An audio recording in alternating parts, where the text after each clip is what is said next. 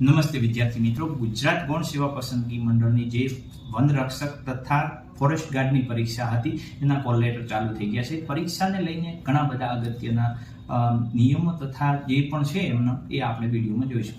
પરીક્ષાની અંદર તમારે કોમ્પ્યુટર ઉપર CBRT મારફત પરીક્ષા આપે લેવામાં આવશે. એની અંદર કુલ પ્રશ્નો તમારે 100 છે તથા એની અંદર પ્રત્યેક પ્રશ્નના 2 ગુણ આપવામાં આવશે.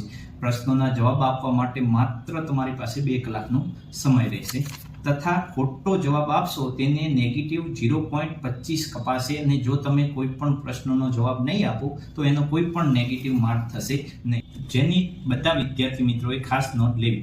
પરીક્ષા અંગેની બધી જ માહિતી તમારે પરીક્ષા ખંડની અંદર ટેકનિકલ ટીમ દ્વારા તમને આપવામાં આવશે. ID પ્રૂફમાં તમારે આધાર કાર્ડ, પાન કાર્ડ કે લાયસન્સ આમાંથી માત્ર એક ઓરિજિનલ ડોક્યુમેન્ટ તમારે સાથે લઈને ફરજિયાત જવાનું થશે.